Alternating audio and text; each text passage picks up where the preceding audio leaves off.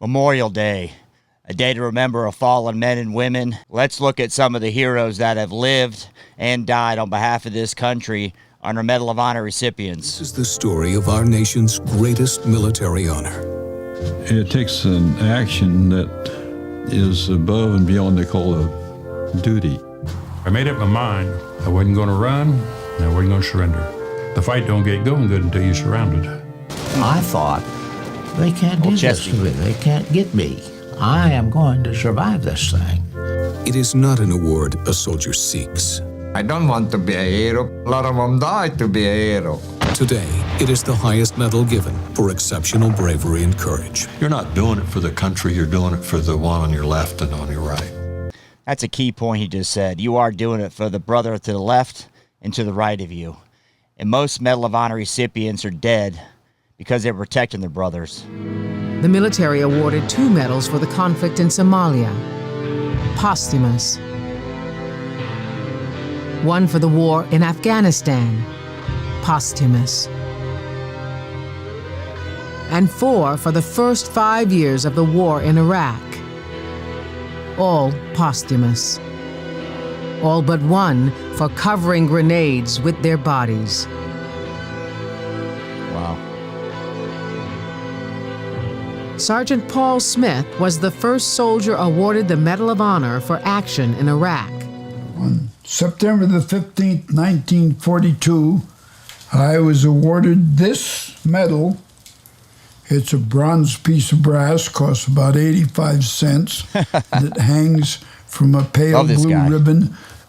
It's got the goddess Minerva repulsing discord. Discord is this little dude down here in the corner with snakes in his hands. This is the highest military decoration that the United States can give to its soldiers, sailors, Marines, Coast Guard, or airmen. The Medal of Honor. And I have never, I don't believe, been more frightened in my life than I was at that moment. Hoorah, Devil My Dog. body was shaking, and it would not remain still. And he put his left hand on my shoulder and said to me, I would rather have this medal than to be president of the United States. Think about it for a second. 1% of the country has been in the military. What percent do you think are recipients of the Medal of Honor? You're more likely to get hit by lightning 5 times than being a recipient of the Medal of Honor.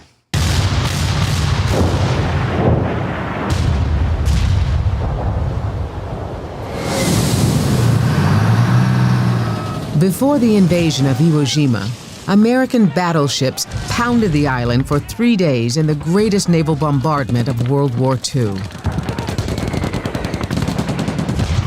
But the 21,000 Japanese were dug into impenetrable caves and concrete bunkers called pillboxes.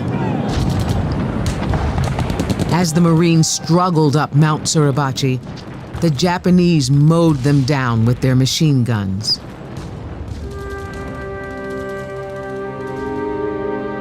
At just 5'6", Corporal Hershel Williams had been turned down twice by the Marines. After 2 days of fighting, he was the only flamethrower left in his company.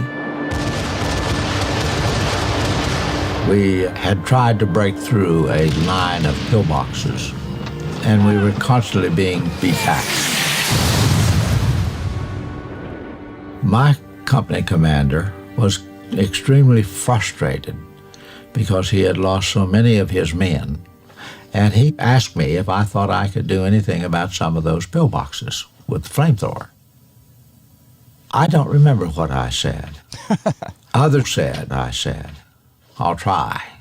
If you ever have a chance to meet one of these Medal of Honor recipients, all you can do is stand there in awe. Think about the heroic deeds that individual did on a specific day. You wonder, could you even get close to doing something like that? The volcanic landscape gave Williams little cover. 4 riflemen were his only protection as he crawled toward the bunkers.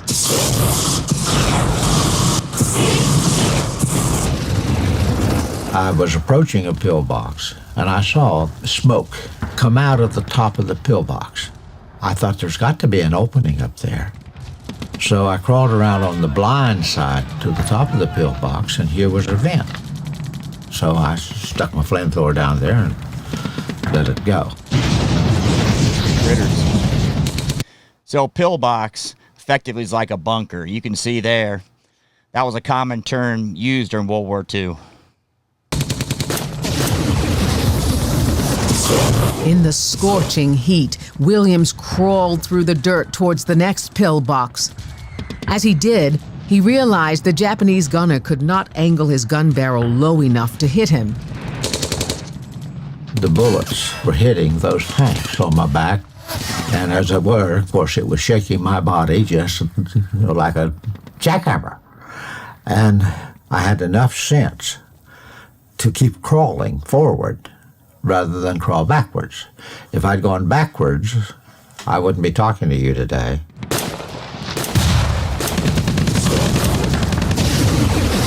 For 4 hours, Williams battled the Japanese, silencing 7 pillboxes, finally clearing a path for the Marines to advance.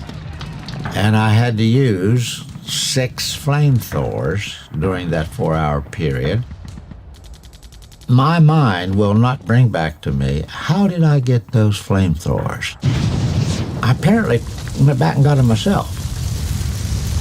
And although I was scared out of my wits, my training kept telling me this is what you do.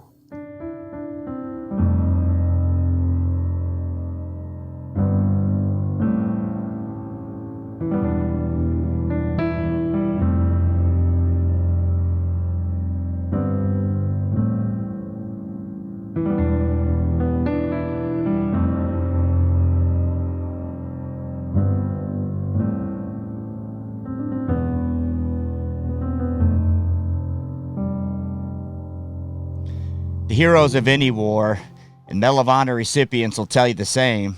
The people didn't make it back.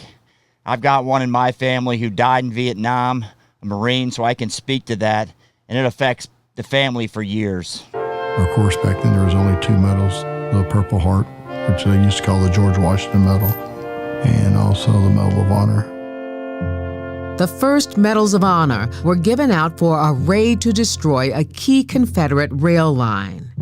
During the Civil War, and for a half-century after, the Medal of Honor was handed out freely. 864 men of the 27th Maine Infantry were offered the medal to re-enlist. The entire honor guard at Lincoln's funeral was given the Medal of Honor. 24 were awarded for the Battle of Little Bighorn. 56 for the invasion of Veracruz. Boy, things have changed a lot with respect to receiving the Medal of Honor. Mexico. At Veracruz, every officer that went ashore got the Medal of Honor. Congress realized the criteria for receiving a Medal of Honor needed tightening. Now it required actual conflict with the enemy, distinguished by gallantry or intrepidity at the risk of life. The classic example is falling on a grenade to save fellow soldiers. Later, additional medals were created to form the Pyramid of Honor. At the very tip of the pyramid, of course, is the Medal of Honor, followed by the Service Crosses, the Silver Star, then the Bronze Star. You have to risk your life for your fellow soldiers. It takes an action that is above and beyond the call of duty. A witness to the action writes a recommendation. It makes its way up the chain of command to the top uniformed officer of the service branch, then to the Secretary of the Army, Navy, or Air Force, the Secretary of Defense, and finally, the President. Every detail of the action is scrutinized. The process can take years. And you know that certain political decisions get made along the way. It disappears into the fog of the bureaucracy, and somebody gets selected for a Navy Star, somebody gets selected for a Medal of Honor. We saw that with John Chapman. I think it took 16 years after he died to receive the Medal of Honor. When top officers voted on a Medal of Honor for Navy SEAL Mike Thornton, there was one holdout. Chief of Naval Operations was Admiral Zumwalt, so why are you voting no, Lou? He basically said, how does a guy do that and still be alive? Heroes do not win wars by themselves.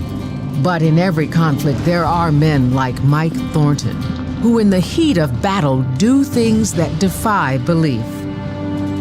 The Medal of Honor is awarded for those actions. In October 1972, Mike Thornton was 23 years old on his 4th tour of duty in Vietnam. He had always wanted to be a Navy frogman. We passed the enemy from 10 feet away in some areas. You could see them in the bonfire actually silhouetting themselves while we were out on the outside. As they neared the ocean, Thornton spotted 2 enemy soldiers on patrol outside a village. He knocked one unconscious and signaled for Thai, a young Vietnamese officer on his first mission with Thornton, to take out the other. I'm going like this to him to move out, to sneak up behind this guy, knock him out, eliminate him, or whatever needed to be done. And he stands up, and this guy's 100 and something yards away from him, yells, "Lie day, mile in, lie day." And he's out there yelling, "Lie day, mile in." Yelling, "Get over here," almost cost them their lives. The startled North Vietnamese soldier turned and opened fire. And I just start running because I knew he was going to head for that village. And then I look up, and there's about 50 to 75 of the militia coming forward, flying at me. And then I opened fire on them. Tommy came down off the sand dune and had a law rocket. He was shooting into the tree, so I could break contact. The firefight that began... Boy, things went terrible in this operation. They get dropped off on the wrong spot from the get-go. ...at sunrise lasted 7 hours, pinning the men down in the sand dunes. They took this Chi-Com grenade and they threw it over to my side. An American grenade is 4 seconds instantaneous. You go 1,000, 2,000. So I'm going 1,000, 2,000. I grab this grenade and I throw it back, and I'm going 6,000, 7,000, no grenade. They throw it back. I'm going 8,000, 9,000. I throw it back. I'm going 11,000, 12,000. And they throw it back, and I said, this grenade has got to go off. Well, it did, and I rolled over. I turned over and rolled away from the grenade. It went off, and I had hit 6 times, and my back was shrapnel wounds. Finally, the squad made it back to the beach. I'm yelling, "Tom, fall back, fall back." And I couldn't see Tommy. And I saw Dane come running. And I said, "Where's Tommy? Where's Tommy?" He said, "Dawie's dead, Dawie's dead." I said, "What do you mean?" He said, "He was shot in the head, Mike. He's dead." I said, "Y'all stay here." Tommy was laying on the side of the sand dune. The bullet had entered in his left temple. He lost his whole forehead, his front lobal part of his brain, his eye was gone, his structure of his eye socket was gone. And I eliminated these guys that were coming over the top of Tom, and I eliminated them, and I grabbed Tommy and I put him on, and I hear this noise, and I knew exactly what it was. It was from the Newport News, and Tommy had called in to fire for effect. That first round hit blew me like 20 feet in the air. Then Tommy left my shoulders and flew off. Then I moved over and grabbed Tommy, and he said, "Mike, buddy." And I said, "The SOB's still alive." We got to the water's edge, and I said, "We swim." And I grabbed Tommy. And when I was swimming, you could see the surf line. They were just shooting at us. You could see the bullets going through the water. Well, I look off to my right, and there's my buddy, little Quan over there. He had been shot through his right hip, and his buttock was completely gone. So I grabbed him, and I put his arms over my neck, and he grabbed Tommy, and I put my arms underneath him, and I started breaststroking. And I looked across, and the Newport News turned around and left.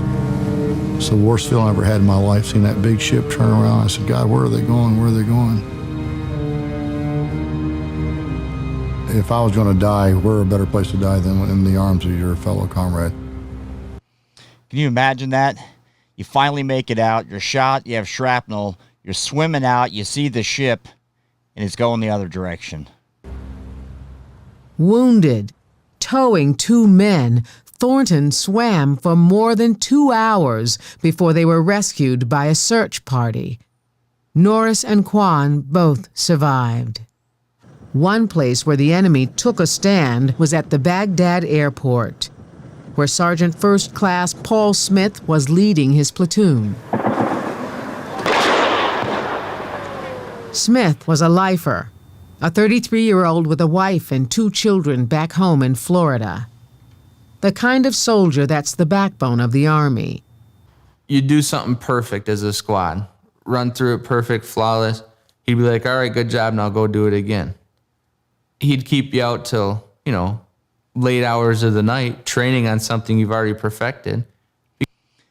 That's important. It seems like a nightmare when you're doing it as a young enlisted guy, but what that platoon sergeant was doing was trying to save these young guys' lives. Because he knew we were getting deployed. On that hot morning in a walled courtyard at the Baghdad airport, all of Sergeant Smith's training and preparation were put to the test. The squad was setting up a holding area for prisoners when they came under attack by about 100 Iraqi soldiers. For many of the men, it was their first experience in combat. Ouch. Looking the Americans in the courtyard. Hey, they're moving. We're fucking moving. Sergeant Smith started coming down telling us, place this vehicle here, we need this weapon here, get your men up here.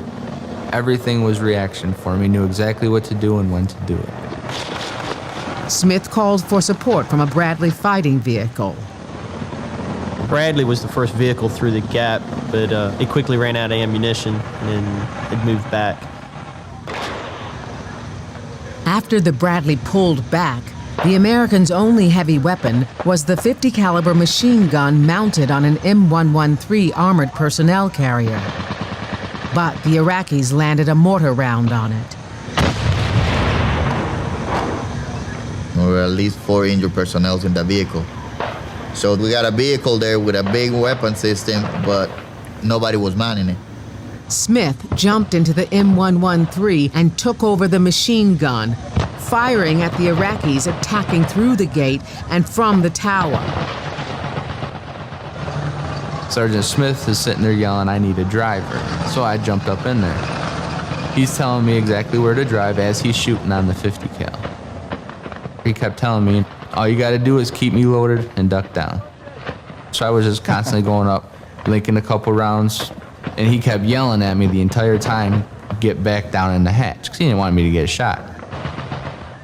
The M113's machine gun is mounted on top, leaving the upper half of the gunner's body unprotected. He had no protection up there behind that weapon system at all. We all hope we can make that sacrifice when called upon. You guys think you could, like Sergeant Smith? For a long period of time, it was just him holding the enemy back. As soon as the battle started, another sergeant began recording the sounds of the firefight on a tape recorder. You can actually hear on that tape when the .50 cal's shooting. The pause is when he was reloading and then returning fire again. It was really rapid, loud sound. And then at the end, you hear it go silent. And you're expecting it to come back again and listen to it, and it never came back. I thought, man, I'm gonna be in trouble. He is gonna yell at me because he's out of bullets. And that's when I seen him slump down into the seat. Blood running down his face and down his chest. Paul Smith died a short while later. By holding off the Iraqis for almost an hour, he had kept the American position from being overrun. We're getting ready to mount back up and leave when Sergeant Madrano ran up and told me that Sergeant Smith had been wounded. And then when the news came down that he was actually dead, it was even a bigger shock. Those are the type of guys you think are never going to get hurt. Your platoon sergeant's the person who takes care of you. And he's like your dad. Got it? As many as 50 Iraqi soldiers were killed in the fight at the courtyard. But Smith was the only American who died there. It's pretty hard when you in combat and you lose somebody that you work with. But with soldiers, I mean, you understand the risk. That's something that you as a soldier have to know. And you have to know it and you have to push it to your family. 2 years after his death, Paul Smith's family accepted his Medal of Honor at the White House. You don't go out and try to win the Medal of Honor. If you do, you're in deep trouble. Because a whole bunch of them are imposters, you know. They weren't trying to win it either. They just got killed doing it.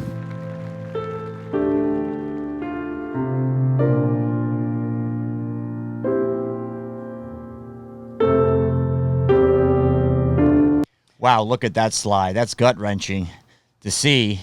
And I think since this program, there's been several Medal of Honor recipients that are living. But the grief that goes with that looks insurmountable.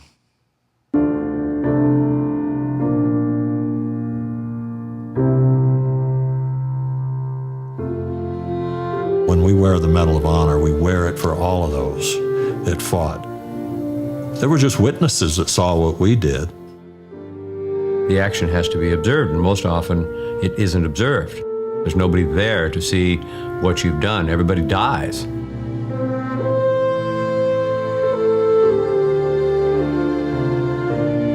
In the first 6 days of the invasion of Normandy in World War II, 9 soldiers were awarded the Medal of Honor. Only 2 survived.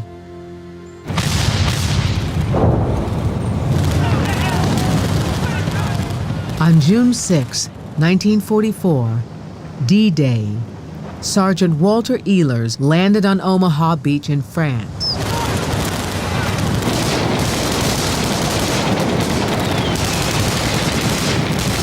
A few hours later, his brother Roland was killed on the same stretch of sand.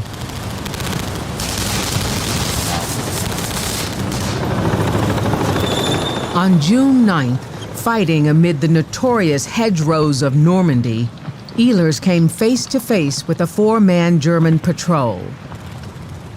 I couldn't capture him because they'd have probably shot me. And so I just automatically shot all 4 of them real quick there.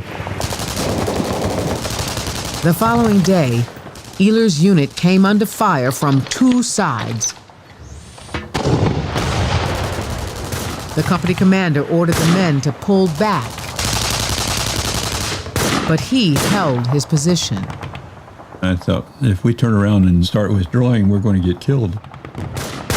And as I was firing on him, I got hit in the back, and it spun me around.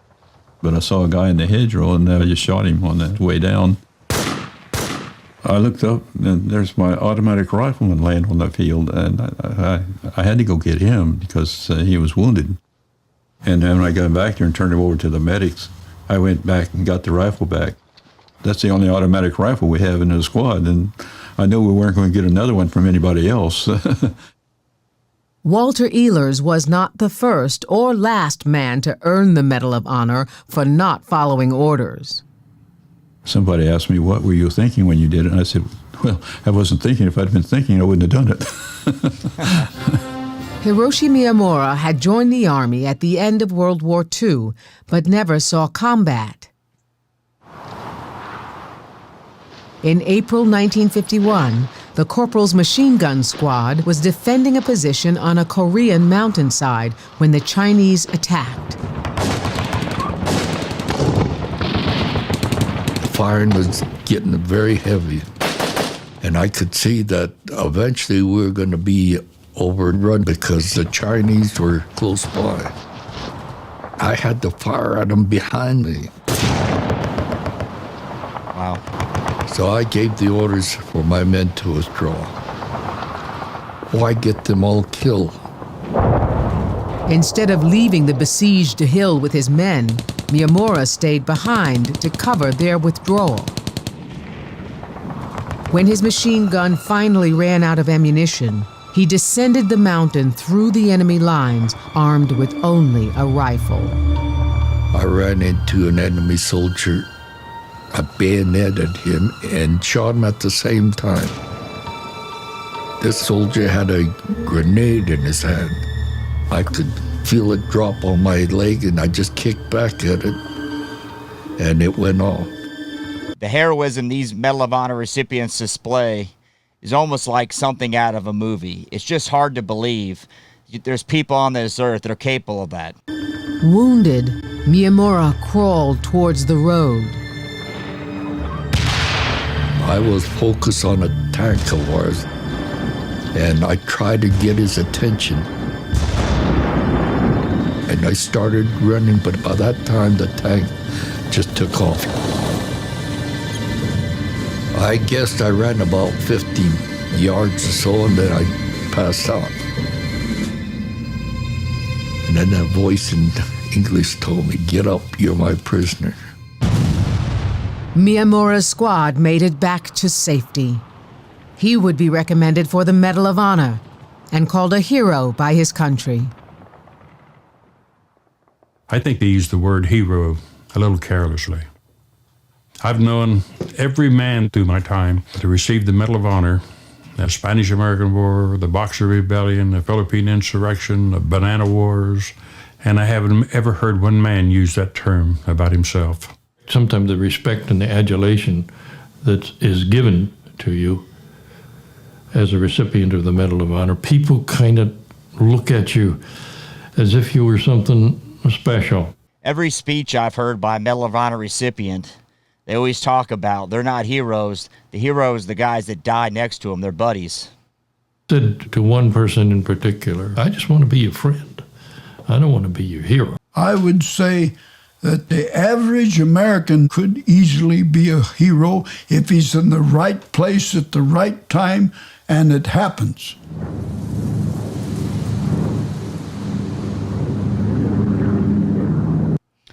What do you guys think about that? Could the average American be a hero if he's at the right place at the right time? I sure hope so. Chief Petty Officer John Finn was in charge of armaments at the Naval Air Squadron on Kaneohe Bay, Hawaii, across the island from Pearl Harbor. On the morning of December 7th, 1941, the United States was not yet at war. Finn and his new wife, Alice, were in their bungalow. All of a sudden, I heard pop, pop, pop, pop, pop. I wondered, who the hell's firing machine guns? Hey, it's Sunday. Now, I was in bed, didn't have a stitch of clothes on. I pulled on my dungaree pants and got decent and got right out into my car. And I heard an airplane approaching me from astern. And here were these two big old red meatballs on the bottom of his wings, glaring right at me. I said, "Boy, this is the real McCoy. It's the Japs." He didn't get the memo about being politically correct for this program. The Japanese dive bombers caught the American planes on the ground. The airfield had no anti-aircraft guns, just 30 and 50 caliber machine guns the planes carried. He grabbed a gun and got it working. I had to change parts, cartridge stops. They got mixed up. One front was in the rear. I took that 30 caliber gun and put it up on a pile of lumber. I shot at every one that I could bear on.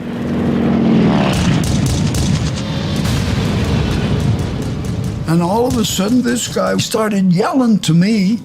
I said, "Get the hell back on your gun." And I pointed, "Planes coming." They were on their way down to make another strafing attack. And he took 2 or 3 steps forward and yelled again, 3 times. And finally, he got close enough to me to say, "My gun is jammed." Well, I said, "Why the hell didn't you tell me?"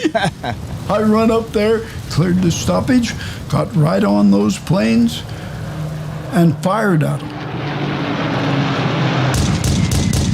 I remember one time thinking, well, Jesus Christ, why stand here and get killed? But I didn't think about it very long.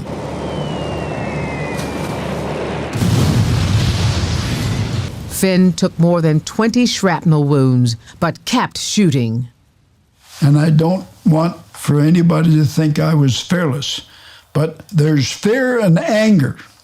And I was so damn mad that we didn't have any gun mounts. I think that the anger chases fear away. Well, anyone who is not afraid in combat isn't wired up completely, because it's a very scary thing. You would land in that helicopter in that rice paddy or that field, and immediately you start going into that jungle. Quiet, and all of a sudden all hell would break loose. You have people shooting at you and you don't know where it's coming from. You're afraid to move because you didn't want to attract attention to yourself. Fear is an amazing tool. I don't see it as a weakness at all. Fear can save your life, but you have to not let it control you. That's an outstanding point. Hear that when you're in. They coach up young guys. But when it comes to the real test, are you going to be scared, fearless, or crazy? I don't know what these guys are. I'm glad we have them. The events for which a man receives the Medal of Honor are always extremely interesting. In almost every case, they were faced with a circumstance where the outcome had been determined. It was going one way. And what they did was they pushed back the tide. They changed history through sheer audacity, through their own refusal to accept the circumstance that was coming their way. I wanted to live. I thought, they can't do this to me. They can't get me. I am going to survive this thing. And I would never let myself think otherwise. I made up my mind. I wasn't going to run, and I wasn't going to surrender. Thanks for watching.